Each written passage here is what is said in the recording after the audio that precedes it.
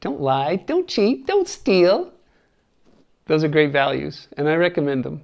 But they're not the kind of values we're going to be talking about today. Instead, we're going to be talking about the values of grayscale, from white through gray to black, and how they work in artwork, and how you can understand them and use them well so that you get the success in your artwork that you desire. Let's go right ahead and get started. Values are degrees of tonal lightness and darkness running from white to black. Three factors establish the degree of any value. First, the local tone of the various elements or object. Every object has a local tone. In this ball, I would say that the local tone is a light gray, for example. Same with this jar here, this vase. This local tone is very light. This local tone is probably a medium value. Let's compare it here to this value chart here. Look at that, about the same. In its between light and dark, its value. Not the exact same shade of color of gray, but it's the same value tone. And then there's the intensity of light on the object. Now, that can change and alter the degree of the value. So right now we have a spotlight on these objects right here. Let me turn that spotlight off, and you can see how that alters the degree of value that these objects have. Makes a lot of change, doesn't it? All right. Now see how this is still a gray block, this is still a white block, but the value has shifted. Now this, instead of being over here someplace or this place, we could push it clear over to here on the value scale. So now let's turn some more light off and see what happens after that. Now we've got another light on over here. Let me put my body in the way so you're getting that into shadow. Look at how much these values have shifted. Now if I take my shadow off of this value scale, we can see that these are much darker over into here for this gray block. And this white, it's certainly toned down as well from way up here. So depending on the source of light, the intensity of the light, it can really affect what we're going to get as a degree of value on any given object or group of objects. See that change again? It's quite different. And then the third is the angle of a plane relative to the light source. So let's look at this white block. Right here, we see that spotlight is hitting it here, and it's hitting it here, and it's hitting it here. But this is more at right angles to the light, so it's a much brighter, lighter value. This, if just tipping it down, it becomes a little not so light in value. But then it's going to get some reflection off of here and lighten it back up again. But look at this plane. It's at a different angle, further from being at right angles. See how much lighter it is? Then you tip it back. So now it's a halftone. And this is still catching some light from the main light source, and so it's still a halftone. So halftones are planes that are not catching light from the main light source. So we have a halftone here, and then this is getting closer to just being the local color of this object. This is the local color of gray, local color of white or light gray. Now the local color back here is very dark. It's on the scale back here with this deep gray or pushing into the black up here. And then the local color down here on the table is more in this area. So each aspect or element in a painting can have its own local value tone. All right, so Now, the effect of light in painting anything, you must realize you're not painting ears or eyes or nose or buckets or boats or boots or anything that you would call it by name, but rather the effect of light spilling over these forms. This is true regardless of the subject matter, and this principle applies to every situation. We know this is a block because of the way the light spills over it. We would have this panel of this halftone, this panel of this halftone, this panel of this halftone. That's what we're getting. And it turns out looking like what we would recognize as a block. Until you fully accept and apply this principle, you will go on struggling and suffering frustration. But once you accept this as the truth, whether it's a round object or a square object or whatever kind of object, it does not matter.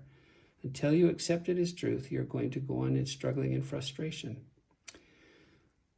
But if you accept this principle and this truth and apply it, you can move forward on the road to artistic fulfillment. The key lies in observing how things are, then identifying the degree, intensity, and direction of light striking a particular object. And all that will tell you all the information you need to know about its texture. Now, seek to properly and accurately evaluate and place its lights, halftones, and shadows. The most important factor in painting is to accurately separate and render the range of values from light to dark. Light to dark. Now, let me remind you to take a moment and subscribe, share, like, and make comments. Now, there are 6. We're going to get into some more information here. Good information to be aware of overall. What we have here, we've covered it basically, but now we're going to define some things. So there are 6 kinds of value tone. There's light. Now, this is not a highlight. This is just light. The light's hitting here. If this were to have a white dot or something close to it, then we'd say, oh, that's a highlight, just like you might see on an eyeball. That, nice moist eyeball or a shiny glass marble. But the first one is light.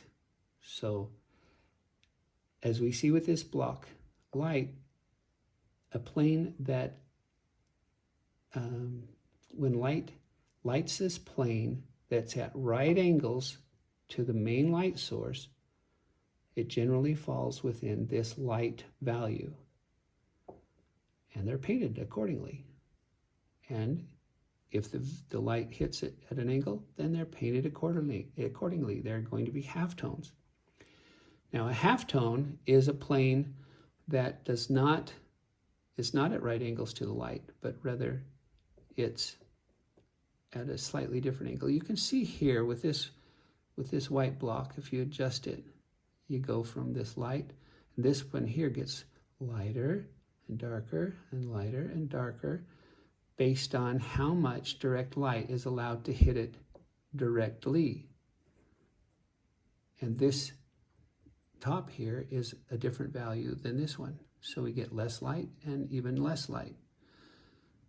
So a halftone is one that is not at right angles to the light, and it catches some light from the main light source, but not as much as the right angle. On the other hand, as soon as that rotates so that the main light source does not hit this plane, then this is no longer a halftone, it's a shadow. Might be a lighter shadow, and there's darker shadows. Like this frame right here is casting a darker shadow on the shadowy area of this drawing. So we have a darker shadow here because this is casting a shadow here. So this is not catching light from the direct source, so this is a shadow. All right, so this is a halftone, but as soon as we turn it this way so the light's not hitting directly and it's casting a shadow there, this becomes a shadow, not a halftone. So here we have this local color, halftone, shadow. All right, and then we have reflected light. If you look at this particular block here, it's in shadow, but watch as I turn this, and light bounces from here and bounces back up into there. So you start having reflected light into your shadows. Now watch if I put my finger here, you not only get reflected light onto that white block, that shaded side of the white block, but it's colored. So these items are going to start affecting each other in your paintings, and it will help add to the realism of your artwork when you not only pick up the fact that there's reflected light there, but it has color that's coming from whatever is the light's bouncing off of to get to it. So reflected light is any light that hits another object and bounces. So say your main light source hits this and bounces back into here. Now we have reflected light. But if we also had a secondary light over here, that's not your main light source, but it also puts light back onto the shadow side of some object, whatever it is, then we would call that reflected light as well. Okay, so then we have cast shadows. So here this is in shadow, but it's not a cast shadow, it's just a shadow on this object. This here is now a shadow, but they're casting shadows. Look, this object is now casting a shadow and is coming up onto our little chart here. So these are cast shadows. And typically a cast shadow will be darker than a shadow. So here's a shadow, here's a cast shadow. But cast shadows are also going to get some bouncing around reflected light into them. So you're going to get some variation. But as a rule, your cast shadow is darker than your shadow. And sometimes it can have a soft edge, and sometimes it can have a really crisp edge or just slightly fuzzy edge. And that will add to the reality of what it is you're trying to do. This is a very crisp object, so it's likely that it might have more of a fuzzy or a crisp shadow edge. So it just depends on what the object is that's casting the shadow and how intense the light is. If our light was much less intense, so look, see, I'm using my hand to block out the spotlight, but we're still having other light, still getting a shadow, but it's a softer edged shadow. Now it's a crisper shadow. Now it's a softer edged shadow. It just depends on the intensity of the light, how it's going to create the edge of your cast shadow. And then the sixth item, the sixth type of value tone is the highlight. And highlights sometimes would be like really white, but often they're not. Like this here is not a really white. I mean, there's purer whites than that. But if we took that shade and put it on here, like right there, put a dot, we're going to have a pretty intense highlight on that. And it might be an overplay. So it might be better if we took this value from off the top of here and use that as a highlight. It's still lighter than this. And so it could serve as a highlight there. And that would help us know that this isn't glass or a wet ball or a wet eyeball. So, because that's going to be a tell to help us understand the texture of what the object is how that highlight works. So, there you go. Now, I just want to give you a notice that although I modified it and used my own words and some of my own ideas, these concepts that I've been discussing can be found in the book Portraits from Life in 29 Steps by John Howard Sandon with Elizabeth Sandon from North Light Books. I encourage you to purchase this book with its wealth of information on portrait painting. Very great book. I enjoy it very much. It's one I really have learned a lot from. Now I'm going to give you some additional tips. It can be challenging when dealing with subtle variations in halftones. Let's put this little bird up here. Or shadows. They can look how much that shadow changes because of the tonal quality of what it's casting onto. To know which is slightly darker or slightly lighter than another. squinting through your eyes. See, look at the subtleties in the breast of this bird here versus as it comes across here, or reflected light gets back onto there, or as we're going to come around the side shape of this bird's head. We can't just paint this all one color, one shade, one value, because then we'd lose the slight definition that there is a change in direction on the formation of this bird's head versus its body. So it can get really subtle. But if you start squinting at your objects as you're working on them, then for some reason, looking through your eyelashes like that allows you to see which is lighter and which is darker. And it's often the case that the one you didn't think was darker is darker. Your eyelashes won't lie to you looking through them. So that's a good way to try to figure it out. Now, there is another option. Well, let me give you another comparison here. Like say for on this box here, if we turn this box at this angle, if you look at this, you're going to have a darker value here and down this side than you do here and up in this portion of this panel, this particular plane. It's not just this is one shade and this is one shade and this is one shade and you're done.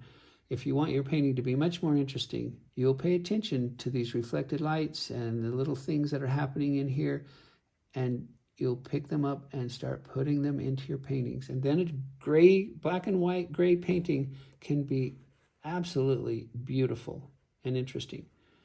So figure out how to see the subtleties and represent them in the way you paint the object.